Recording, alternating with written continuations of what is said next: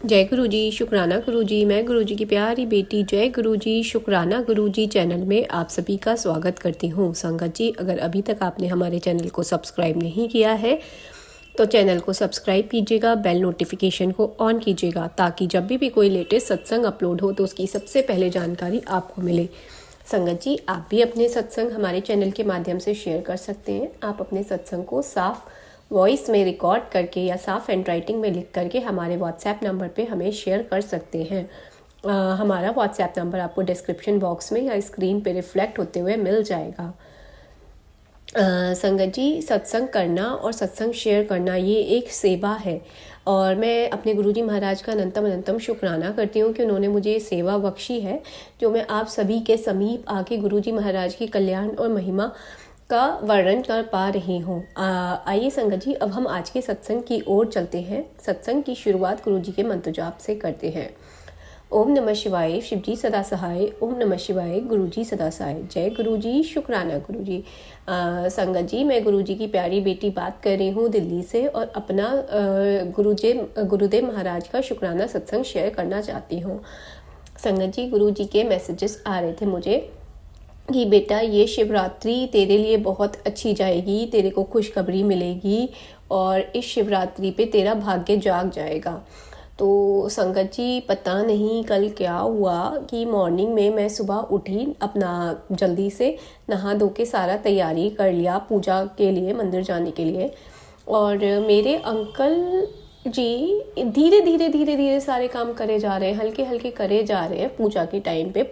मंदिर का शिवरात्रि पे मंदिर में कितनी भीड़ होती है, सब लोग सुबह सुबह जाते हैं और हमारे 11 बजे मैंने उनको बोला, 11 को उन्होंने 11:30 पौने 12 घर में ही बजा दिया।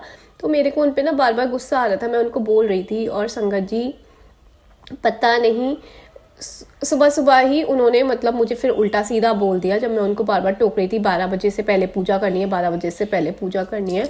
और एक छोटा सा हम लोगों के बीच में आर्ग्यूमेंट हो गया, तो मुझे समझ में नहीं आया। फिर मैंने गुरुजी से ना मन ही मन में बहुत कंप्लेंट किया कि गुरुजी, आप तो कह रहे थे कि तुम्हारे बीच में अब सब कुछ ठीक हो जाएगा, तेरा हाथ मैंने पकड़ लिया, इस शिवरात्रि पे तुझे बहुत खुशियाँ मिलेंगी। पर गुरुजी महाराज, सुबह ही सुबह ये क्या हो गया, मंदिर जाने से पहले मेरा मन खराब हो गया। इन्होंने इतना उल्टा सीधा मुझे बोल दिया, मैंने इनको उल्टा सीधा बोल दिया। मंदिर में हम लोगों ने मिलके साथ में पूजा भी नहीं की, हम अलग अलग पूजा करी हम दोनों ने। और ये सब क्या हो गया गुरुजी महाराज। तो मेरा ना कल बहुत मन दुखी रहा, पूरा दिन बहुत दुखी रहा। फिर ना मैंने 25 फरवरी को एक सत्संग सुना था, उसमें एक आंटी जी बता रहे थे कि उनको कि साबुत उड़द जो होते हैं वो 108 दाने उनको लेने हैं, ओम नमः शिवाय का जाप करते हुए उनको इकट्ठा करके, और शाम को शिवरात्रि की शाम को 7 बजे के बाद उसको शिवलिंग के ऊपर चढ़ाना है। तो संगत जी, पता नहीं मेरे मन में भी आया कि चलो ठीक है, इतनी परेशानी इतनी समस्याएं आ रही हैं, जो उपाय जितना कर सकते हैं उतना कर लेते हैं, शायद जीवन में कुछ अच्छा हो जाए। तो मैंने अपने मन को में ठान लिया था कि मैं ये करूँगी। तो मैंने 108 उड़द के दाने लिए और गुरुजी महाराज का मंत्र जाप किया 108 बार और उन दानों को एक जगह रख लिया और शाम को मैं उनको मंदिर में शिवलिंग के ऊपर चढ़ा करके आई। और संगत जी, मेरे घर के नीचे ही एक शिव जी का मंदिर है, मैं वहाँ गई। और जब मैं वहाँ गई तो वहाँ पे मुझे सेवा करने का मौका मिला। वहाँ पे जो शिव जी का होता है जहाँ पर जल चढ़ाते हैं वो पूरा साफ कर रहे थे, क्योंकि वहाँ पे रुद्राभिषेक हो रहा था। और मेरे भोले बाबा, मेरे गुरुजी महाराज की महिमा तो देखो, मुझे उस रुद्र अभिषेक में शामिल होने का मौका मिला। उन लोगों ने मेरे को थोड़ी सी सेवा करने का भी मौका मिला और जो कुछ भी वहाँ पे रुद्र अभिषेक हुआ पूरा, उस सब में मैंने पूरा हाथ लगाया, पूरा रुद्र अभिषेक का मैं पार्ट रही। तो उसके लिए अनंतम अनंतम शुक्राना मेरे गुरुजी महाराज। बस गुरुजी महाराज, मैं ना अपने शत्रुओं से थक गई हूँ और अपने अंकल के बिहेवियर से थक चुकी हूँ। जैसे ही थोड़ी बहुत उम्मीद जागती है कि अब थोड़ा बहुत ठीक होता है, फिर थोड़े टाइम में चीज़ें बहुत ख़राब हो जाती है गुरुजी महाराज। और ये सब मुझे पता है क्यों होती हैं, आपने भी मुझे बताया है सब कुछ। तो गुरुजी महाराज, बस मेरी एक ही अरदास है और एक ही सवाल है, क्या ये बुराई करने वालों का कभी अंत नहीं होगा? ये बुरा करते रहते हैं, बुरा करते रहते हैं, क्या इनको इनके कर्मों की सज़ा कभी नहीं मिलेगी?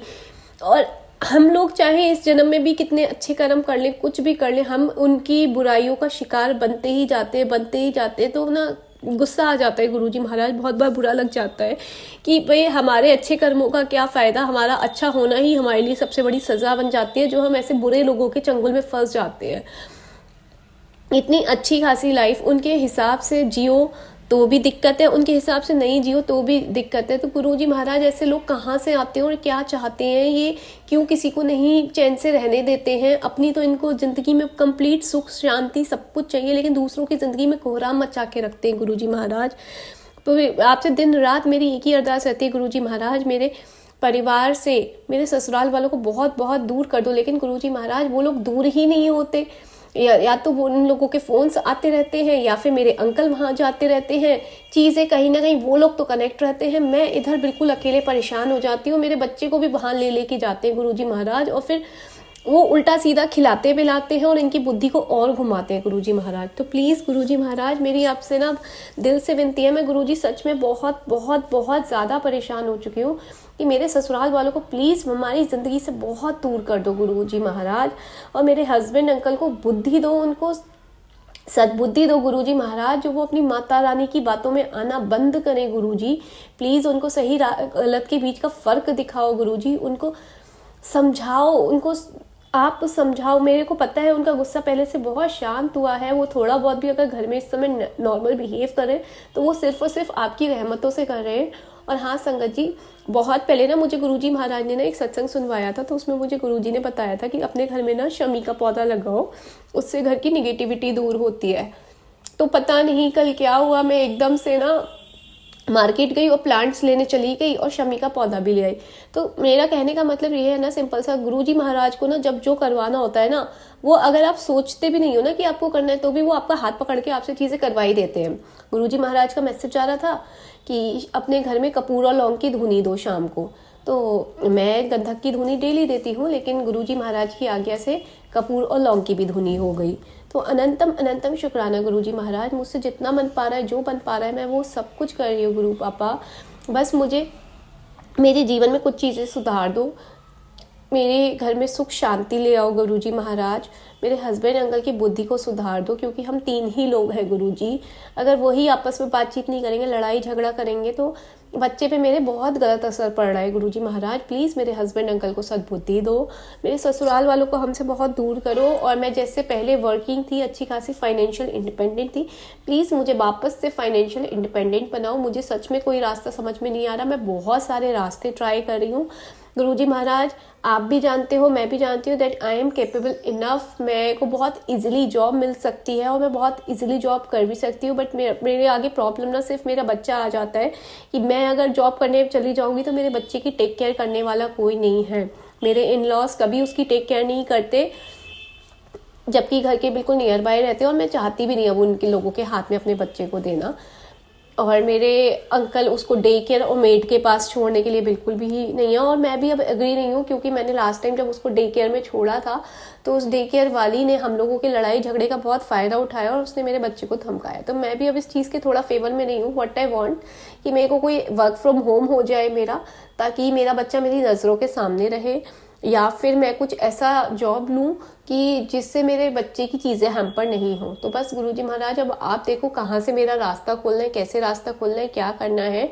आपकी बेटी के सपने बहुत बड़े हैं, और आप कहते भी हो कि बेटी तो बड़े सपने देख, ऊंचे सपने देख, तेरे हर सपने को पूरे करने की जिम्मेदारी मेरी है। तो गुरुजी महाराज मेरे बहुत बड़े सपने हैं, सच में बहुत बड़े सपने हैं मेरे, और जिनको मेरे को पूरा करना ही करना है, बाय हुक और बाय क्रुक। तो आपको अभी मदद करनी है गुरुजी, मेरे को फाइनेंशियली ग्रोथ आपको देनी है, क्योंकि इतना आप जानते हो कि आपकी बेटी कैसी है, उसका दिल कैसा है और उसकी नीयत कैसी है। तो अगर आपको लगता है कि आपकी बेटी अगर फाइनेंशियली ग्रो करेगी तो वो कुछ अच्छा ही करेगी, तो प्लीज़ अपनी बेटी की मदद करो गुरुजी महाराज। बाकी तो गुरुजी जैसे आपकी मर्जी, जैसे आप रखो, आप जानो, आपका काम जाने। मैंने तो अपने आप को आपको दे दिया है, आपके आगे सरेंडर कर दिया है। हाँ, आपको अपना पिता मानती हूँ, तो आपसे लड़ती भी हूँ, झगड़ती भी हूँ, बोलती भी हूँ, शिकायत भी करती हूँ, मांगती भी हूँ। कहते हैं ना गुरुजी महाराज से मांगते नहीं हैं, तो मैं अपना पिता मानती हूँ। पिता से, बेटी अपने पिता से नहीं मांगेगी तो और किससे मांगेगी। मैं इसलिए अपने गुरुजी महाराज से मांगती भी हूँ। और गुरुजी महाराज, मुझसे जो कुछ भी गलतियाँ हुई हैं उन सब के लिए मैं क्षमा प्रार्थी हूँ। वो तो मैं आपसे दिन रात क्षमा प्रार्थी मांगती हूँ, क्योंकि अगर हम आज कष्टों में हैं, दुख में, तो ज़रूरी नहीं है ना कि हमारे अगर इस जन्म में कर्म ठीक है तो हमने पिछले जन्म में कुछ बुरा नहीं किया हो। मुझे नहीं पता, मैं पिछले जन्म में हो सकता है कुछ बुरा करके आई हूँ, तभी आज मुझे ये सब कुछ भुगतने को मिल रहा है। क्योंकि मेरी ज़िंदगी के इतने सालों में तो मेरे को कभी कोई दुख नहीं मिला, इतनी परेशानियों के बाद भी। लेकिन जब से मेरी शादी हुई है तब से मेरी ज़िंदगी में सिर्फ और सिर्फ दुख ही आया है। तो कहीं ना कहीं पिछले जन्म में मैंने इन सब लोगों के साथ कुछ गलत किया होगा, तभी इस जन्म में ये सब लोग मेरी ज़िंदगी में आकर के मुझे परेशान कर रहे हैं ना। तो बस गुरुजी महाराज, मैं अपने हर एक बुरे कर्म के लिए क्षमा प्रार्थी हूँ, क्षमा मांगती हूँ, मुझे क्षमा करिए। और बस अब इन लोगों से ना मुझे दूर करिए, मेरे परिवार को दूर करिए, और जो बची कुची ज़िंदगी है ना उसमें थोड़ा बहुत सुख शांति और आपके चरणों में, आपके सिमरन में गुजारिए। जय गुरुजी, शुक्राना गुरुजी। अब मैं अपनी वाणी को यहीं पे विराम देती हूँ गुरुजी के मंत्र जाप के साथ। अगर सत्संग बोलने में या सत्संग करने में मुझसे कोई भी गलती हो तो मुझे माफ़ करिएगा संगत जी, मुझे माफ़ करिएगा गुरुजी। ओम नमः शिवाय, शिवजी सदा सहाय। ओम नमः शिवाय, गुरुजी सदा सहाय। जय गुरुजी, शुक्राना गुरुजी।